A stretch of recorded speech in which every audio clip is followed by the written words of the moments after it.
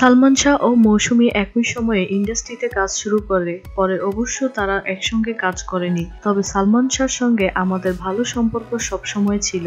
ওকে আমি খুব কাছ থেকে দেখেছি। সালমান শাহ আত্মহত্যা করতে পারে না, ও আত্মহত্যা করতে পারে তা আমি বিশ্বাস করি না। মঙ্গলবার বিকালে এভাবে এসব তথ্য দিলেন জনপ্রিয় চিত্রনায়ক ওমর সানি। তিনি আরো বলেন, দীর্ঘ 21 বছর পার হলেও রুবি নামে এক ভদ্রমহিলা এক ভিডিও বার্তায় তিনি নিজেকে সালমান হত্যার সাক্ষী হিসেবে দাবি করেছেন।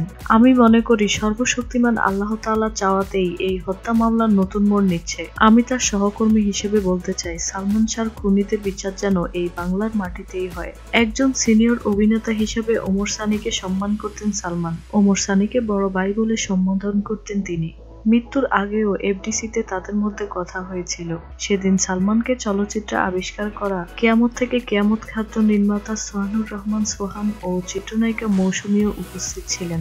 দীর্ঘ 21 বছর পর ফের আলোচনায় প্রয়াত নায়ক সালমান শাহর মৃত্যু ঘটনা। সোমবার হঠাৎ আলোচিত এই মামলার অন্যতম আসামি রুবির ভিডিও বার্তার কারণে বিষয়টি হয়ে থাকে টক অব দ্য কান্ট্রিতে।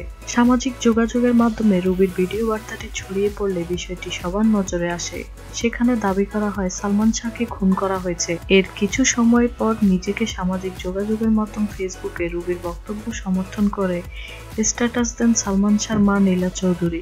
সালমান শাহ হত্যার খুনিদের বিচারের দাবিতে সরব হয়েছেন বাংলাদেশের সালমান ভক্তরা। সবাই খুনিদের বিচারের দাবি জানিয়েছেন।